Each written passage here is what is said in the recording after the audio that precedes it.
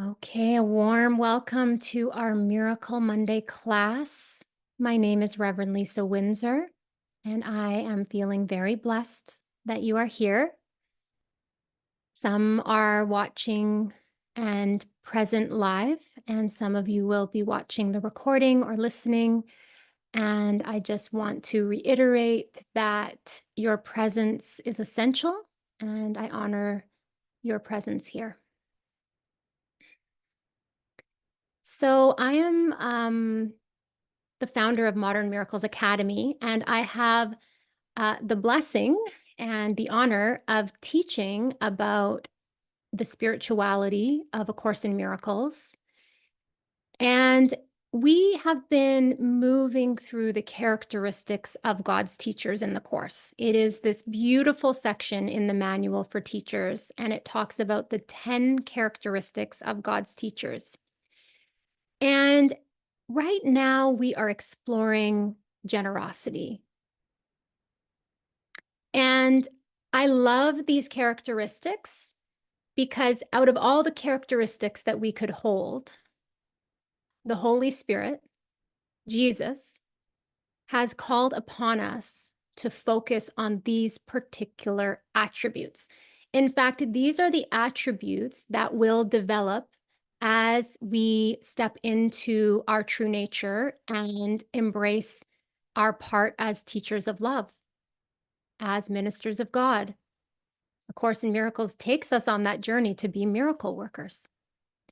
And so if you've never thought much about the idea of generosity, this is our month to kind of dive deep into it.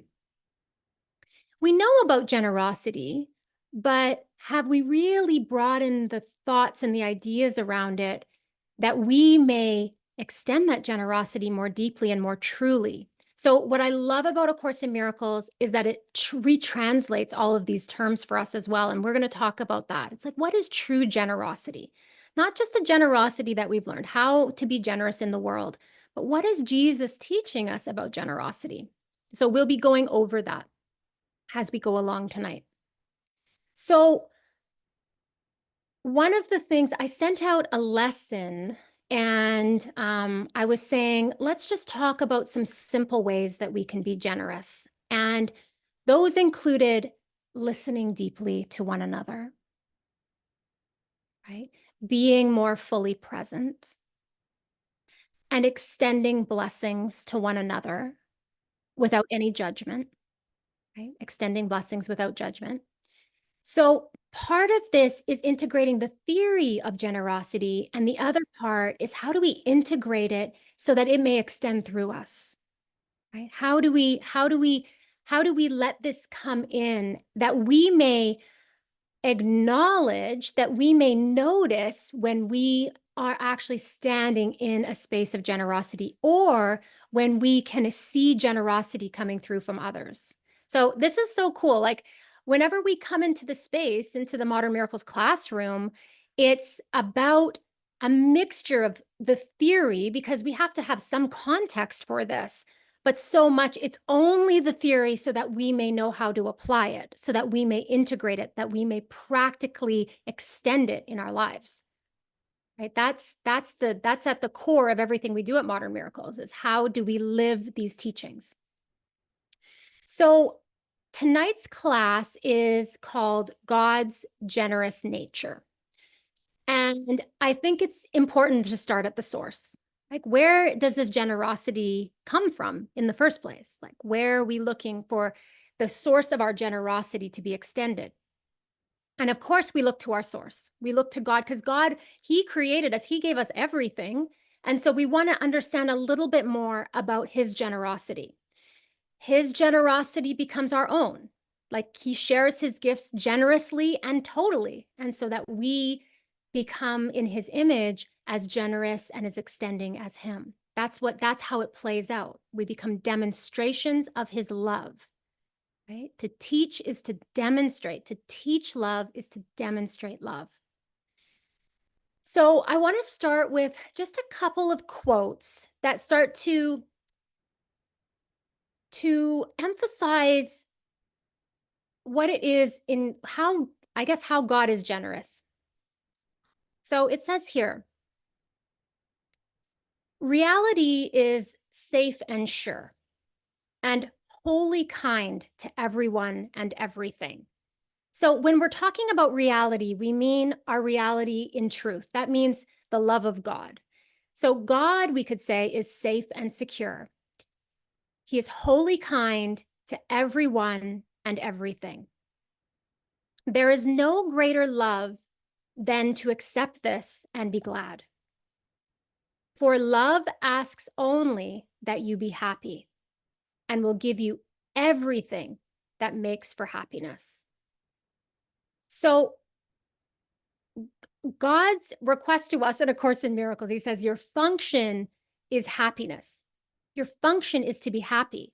And I am going to extend to you, that love is going to extend everything you need to be fulfilled and in alignment with that happiness. So we can already start to tune into God's generous nature, right? He's bringing us everything we need to be happy. Okay, so let's go on. Listen to this prayer from the Course. God is with me. He is my source of life, the life within, the air I breathe, the food by which I am sustained, the water which renews and cleanses me. He is my home, wherein I live and move, the spirit which directs my actions, offers me its thoughts, and guarantees my safety from all pain. He covers me with kindness and with care, and holds in love the sun he shines upon, who also shines on him. How still is he who knows the truth of what he speaks today? So in that prayer, we are acknowledging that God is the sustaining force in our lives. He is the everything. He is the giver of all. And it's so beautiful because to know that is to be completely at peace, is to be completely surrendered, is to be joyful and happy. And so we're getting in touch. This is so important in A Course in Miracles because the ego has taught us of a treacherous God. And the Course comes along and says, we have to retranslate God for you. We have to wake you to the remembrance that God is love, that God is love, that God is pure love, that you are pure love. And so when we read passages like that, we're starting to get back in touch with God's generous nature. We're starting to get in touch with who God really is in truth. So here's another thing about truth, and that could be God as well. We can use truth, we can use God. It says truth or God is always abundant. Those who perceive and acknowledge that they have everything have no needs of any kind. The purpose of the atonement is to restore everything to you. So the atonement is the plan, the means given for our healing. And its purpose is to restore everything to us. Or rather, it says to restore everything to your awareness, right? Because the truth is that we have everything, but we're just not aware that we have everything. Isn't that beautiful? There's nothing to be restored but our awareness of the truth that we have everything. You were given everything when you were created, just as everyone was, just as everyone was. We were given everything in our creation. And we're having this experience of lack. We're having this experience of separation, and the Course in its beauty, in its pointedness, is waking us up to our true identity, to our true self with a capital S. And our true self, when we're identified with our true self, is so full of love, is so full. Its needs are met. There's peace. There's abundance. There's prosperity. There's everything because we know that we are source, that we are whole. Here's one more quote that kind of emphasizes this nature.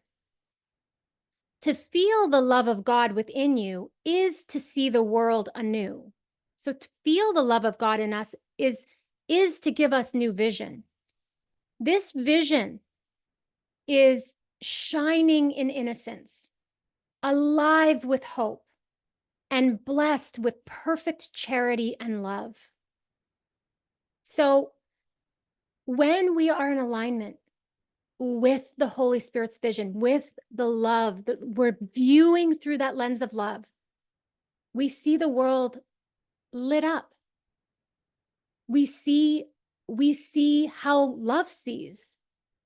We see the light in everything. That light represents God's gifts to us. That light represents the everything that we need.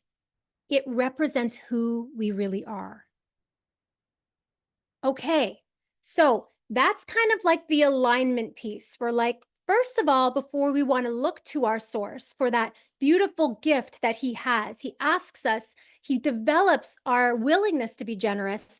We have to look to the source of that generosity and know that it is love and know that it is pure.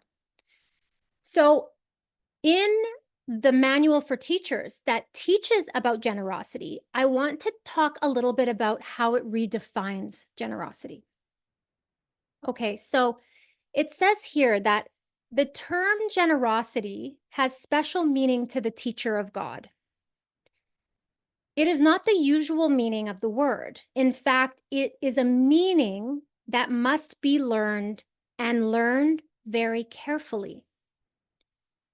And that's why we're kind of going slow. I think this is an amazing gift that we're given a whole month to learn this word carefully, right? Because it's a relearning, or we could say it's an unlearning of the old definition that we may usher in a new one.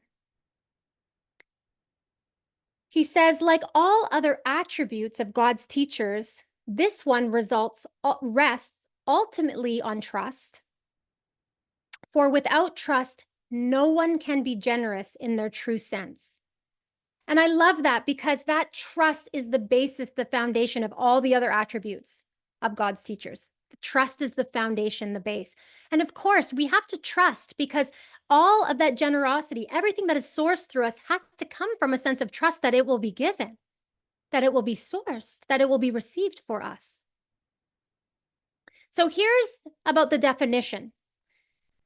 Jesus says to the world, generosity means giving away in the sense of giving up something. I'm going to give up something and give it away. That's being generous in the world. To the teachers of God, it means giving away in order to keep. Okay? Giving away in order to keep. So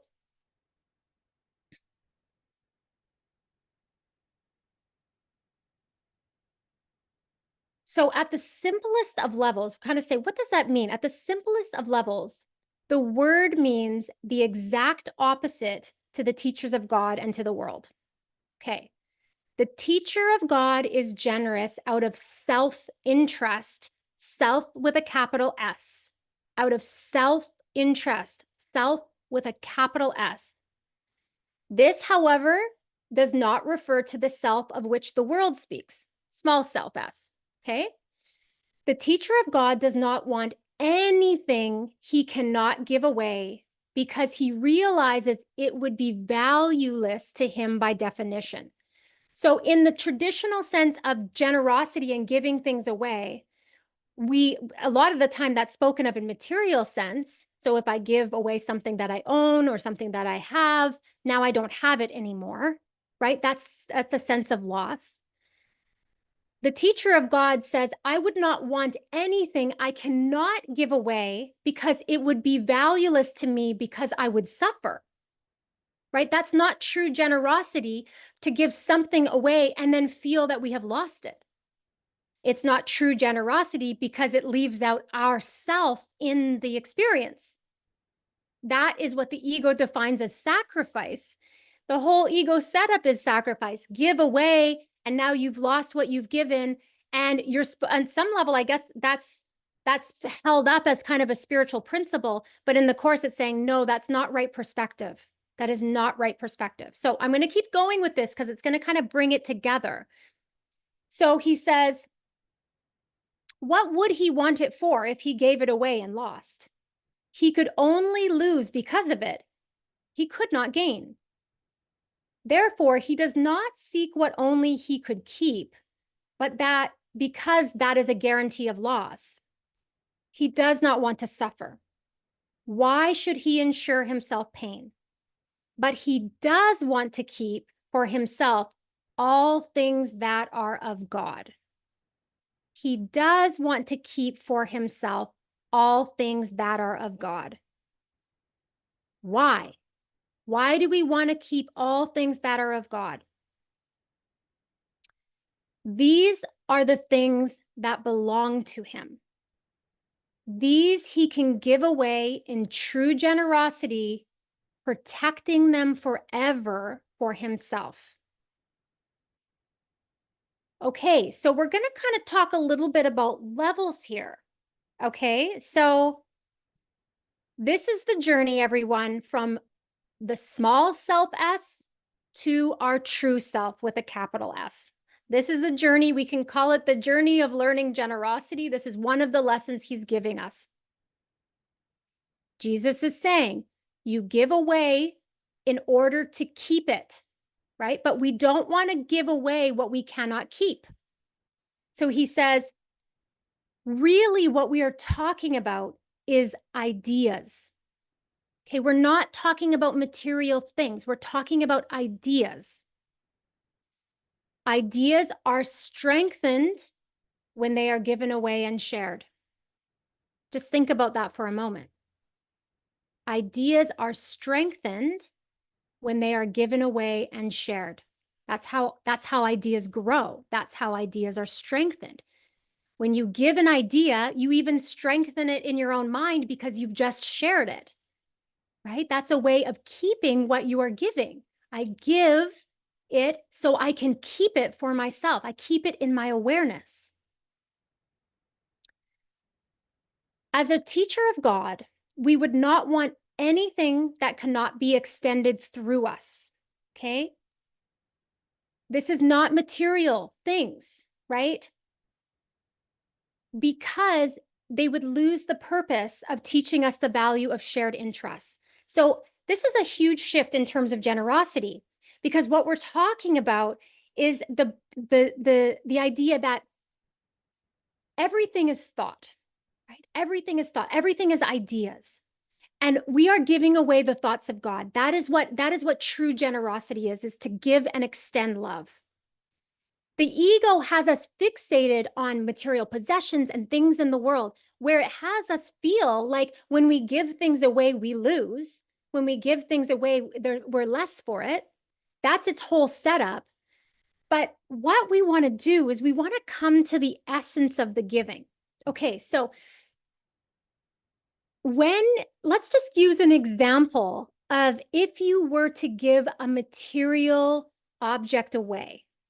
Right? So we do that. We do that all the time. We give material objects away. We give gifts to others. We don't want to think of it in the sense that it's the material object itself is anything at all. It is the thought behind it that we are giving. And this is the key. Whenever we extend something, we are either extending it through the Holy Spirit and through that loving channel, or we are giving it through the ego channel, which always lands in guilt. It lands in separation. So we can kind of use this. It's kind of beautiful because I'm like, oh my gosh, like it's even the sense of like, if we're sending a message, it's like, what is the essence of that message that you're sending out? Is it love or is it fear? If we're sharing something with someone, is it love or is it fear? When we share love, what is real, the idea, it strengthens that love in our own minds. We get to keep it. We get to keep it. So that's kind of a way to translate it down into the idea of like, well, what if I am inspired to give a gift? What if I am inspired to give something away? Well, first of all, the inspiration that is behind that extension is already love, because the inspiration is there to extend it. And I don't know if you've ever noticed this, but I was talking to someone about this recently about money. I was saying, this is so incredibly interesting about money. When the Holy Spirit guides me to pay for something, to buy something, to pay for something, when it is inspired by love, it never costs me anything. It never costs me anything. What I mean by that is that there's never regret. There's never a sense of loss. There's never a sense of lack with it. It's only when I'm not in alignment with that and I feel like, oh, to pay for this is going to put me out. I'm going to lose for them to gain. When I'm paying or extending from that place, it surely hurts. It does hurt, because I'm caught in the belief. I'm caught in the belief of separation. So to be truly generous in all the ways that we're inspired and to give and extend, we want love. We want our source. We want God and his gifts at the source of what is extending through us. And I love this, you guys, because you can play with this. You can experiment with this. When you wait, what I would say is, don't take a step without the Holy Spirit. Wait for guidance about these things. Have you ever, this happens a lot. This happens a lot for people when it comes to buying courses online and all the programs online. There's so many offerings, and Modern Miracles included. I mean, I have offerings online as well. I'm very mindful of that, in the sense of really asking people to wait for guidance, wait for guidance, wait for that inspiration, maybe even wait for a triple check before you go ahead, because there's such an array of things. One day Jesus said to me, he said, Lisa, you're going to get to the point where it's not like you're going to be like, oh, this is the good thing to buy and this is the bad thing. He goes, in this industry of wellness, he's like, there's so many beautiful offerings. There's this beautiful offering. There's beautiful, beautiful offerings. He said, but you have to learn to discern which ones are for you, which ones are truly guided for you. Otherwise, you'll hurt yourself. Otherwise, it will hurt. And so for a while, actually, he said, don't buy anything. He said, you're done with education online. He said, enough, because there was something running in me. I need more. I need more. I need more. Stop. There was a full stop for a while. And it was beautiful, because when I came back on, when I came back on the scene with it, I was able to discern so much more clearly. I never had to judge anyone's offerings. Beautiful. That's what they're there. That's what they're inspired. That's what's there. But what is truly given for me to buy or to extend? In those moments, there was never loss. There was never regret. There was never doubt. And why? Because I waited for that clarity. And so when I went to extend it, it felt like peace. It felt like love, love for the other and love for myself. Because when we follow the guidance, we become truly generous. Now, here's the thing. True generosity is about all of us. True generosity is about all of us. God's gifts to us is for all. I think I read that at the end of that last quote back there, when he said, you were given everything when you were created, just as everyone was. It's for all of us. It's a whole different way of seeing. And what we extend out, I mean, ultimately we extend it to ourselves, because we're one. What we give, we receive. It's all one. But it's so beautiful in the practice of this, in the practice of what we are extending. Last week, we talked about you can't extend a blessing with judgment, right? You can't extend a true blessing and have judgment in your mind. It doesn't work. Those two thought systems don't meet. You can't extend generosity and try to do it without love, try to do it on your own, try to do it apart from the whole. And in fact, in a way, it may look like we're being generous to another. But the truth about generosity is that when we extend to one person, if I extend love to one person, that love is actually able to ripple out to everyone. That's the truth of it. It's not even for that one person. It might symbolize by going to that one person, but it is for all. It is for all.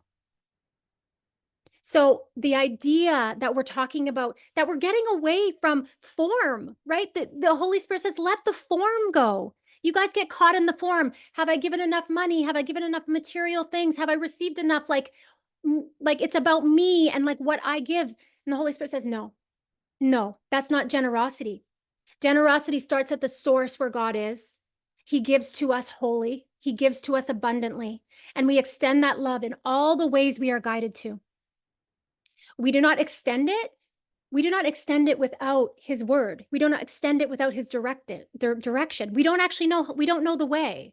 That's where we get all messy. The ego goes, you should give here and here and here. Be a good spiritual person. Be a generous person. No, no. We have to actually lift up those false ideas about generosity. And we have to really open our hearts and minds and say, Holy Spirit, teach me of this. Teach me of this, that I don't lose anymore, that I don't hurt myself anymore, that I'm included. It's really beautiful. As I bless you, I bless myself. As I extend to you, I extend to myself. And that's what I'm saying. I think it's been such a beautiful lesson. If I am guided to extend money to someone, and I am always at peace and always grateful for the clarity and the peace and the joy that comes from the gift for both. Like, it's so beautiful, but it's not about me individually. Like, it's never about that. And I think it's also what's very cool when we really start to tune into the Holy Spirit is he often extends our context, and he starts to show us how the generosity ripples out. He really does. And I love this. I said everything in its right order. I don't know why I'm bringing this up, but I just had that thought about our material possessions and how like we have journeys through the world and through the script, and we're moving here and moving there and doing all of these things. So do material objects. And so there's this beautiful thing when we don't hold them and grip them in possessiveness, that when we come to declutter our closets or go through our boxes or go through things, that we can start to discern, like, is this for me to hold on to, or is it for me to extend? Is it for me to give away? But it's only because in the divine plan, everything has its direction. And actually, when you hold on to something that's no longer meant to be yours, it starts to feel off. It starts to not feel good. It will come in to say, this has to go. It will communicate in some way to say, let it go. And I always say to the Holy Spirit, one of my favorite things to do is go to the giveaway. Like, I love going to the giveaway. I love dropping that stuff. It's just like lightening everything up, extending that, knowing that it will find its rightful place, knowing that it will go in its direction. I like it better, honestly, than sometimes bringing things in. But as I bring things in, they have a home here too for a time, and they're cared for, right? That's how it works. So the generosity, giving and receiving, this getting into the rhythm, into the alignment with the Holy Spirit, it's such a joy. It's such a joy, but it's such a divine plan, everyone. Like, it's so, so beautiful. Okay, so I think that we've almost kind of gotten into this part, but I just want to go over a couple of more quotes, because this is sort of where we're heading this month. We're heading into the idea that God is so generous. He fills us. He gives us everything we need. But to really keep his gifts, they have to be extended and shared. Okay, so that's how it works. You don't have to worry about that, because actually, when we're full with his love, it extends out naturally. Just relax. It will just start pouring out through you. It will pour out in all the multitude of ways. But God's gifts are shared. And what happens sometimes is that when we get constricted, when we get afraid, when we start to grip, we know we have some forgiveness work to do. That's okay. That's okay. It's okay if we feel miserly sometimes. It's okay if we're gripping and possessing. It's okay. It's a call for love. It's a call for forgiveness, to say, I don't want to hold this so tightly and constrict. And one of the things I love too, just to ease your mind, is that anything you truly need will be with you until it is no longer truly needed. So people go, oh my gosh, I'm so scared to lift up maybe you're really possessive over a certain blanket you have or a certain whatever you have. And then you go, well, I feel so constricted about it, but if I give it to God, he's just going to tell me to give it away. So I'm just not going to go there. No, unless like unless it is truly not helpful for you to have that anymore, and there would be actually context and love and healing and some level of understanding, you will have it. You will hold it until it's no longer truly serving you. And you guys, we don't want to hold on to things that aren't truly serving anymore. We don't. We want to let things, aren't we talking about how life can flow with guidance? We're really, generosity is the flow of life and the flow of love through everything. And the ego has taught us to possess and to constrict and to hold. And the ego in its idea of generosity has also told us unkindly, give it away. Don't be so, don't be so possessive. Don't do that. And from that tone, that ugly tone that it uses, that we're scared, but we don't want to, we don't want to look selfish. We don't want to do that. Both sides of that are wrong-mindedness. Both are wrong-mindedness. We give with love and we receive with love. It goes in that way. And if there's anything other than love there, you're in forgiveness. You hold steady. Do not make a move. Do not give anything away. Do not bring anything in. Do not say yes. Do not say no. Forgive. Forgive. That's all you're asked to do. Just stop and let it up. Just let it up. Let the discomfort, let the angst, let the unknown come up. Give it to the light. Bring it to the light. Let him direct your way. He directs the flow, not us. Right? It's super bumpy if we interfere, then we're bumping along again. When we let go, he directs the flow of all the generosity. So just take a moment. Maybe rest your eyes closed as I read this. It's so beautiful. So it says, this is a feast unlike indeed to those the dreaming of the world has shown. For here, the more that anyone receives, the more is left for all the rest to share. The guests have brought unlimited supply with them, and no one is deprived or can deprive. Here is a feast the Father lays before his Son and shares it equally with him. And in their sharing, there can be no gap in which abundance falters and grows thin. Here can the lean years enter not, for time waits not upon this feast, which has no end. For love has set its table in the space that seemed to keep your guests apart from you. This is an endless feast, and we share in its abundance, and no one is deprived. No one is deprived. It is unlimited supply. That is what it is to live in alignment with the Holy Spirit. Here's one more prayer. Hold steady. My brothers in salvation, do not fail to hear my voice and listen to my words. I ask for nothing but your own release. There is no place for hell within a world whose loveliness can yet be so intense and so inclusive. It is but a step from there to heaven. To your tired eyes, I bring a vision of a different world, so new and clean and fresh, you will forget the pain and sorrow that you saw before. Yet this a vision in which you must share with everyone you see, for otherwise you will behold it not. To give this gift is how you make it yours, and God ordained in loving kindness that it be for you. You give this gift of vision that it may be yours.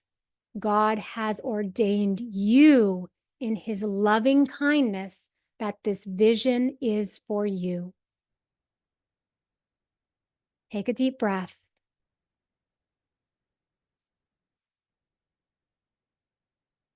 Take a deep breath. Yeah. So I want to thank you in our joining on God's generous nature. First of all, I can feel the joy coming through. Jesus and the Holy Spirit in all their generosity, bringing the joy of this topic forward. I want you to play with this as you go along in your week. I want you to play with the idea that to be generous is to give love. It's guided from the love within you and it's extended outward, and that's how you bless yourself, and that's how you stay in a loving state. That's how you stay there. That's how you keep it. And I want you to play with this. And remember, if you're giving something that seems material, what is the essence? What is the drive behind that giving? Is it love? And if it is, then give it with joy. Just give it with joy. And if there's apprehension, then forgive. Just forgive.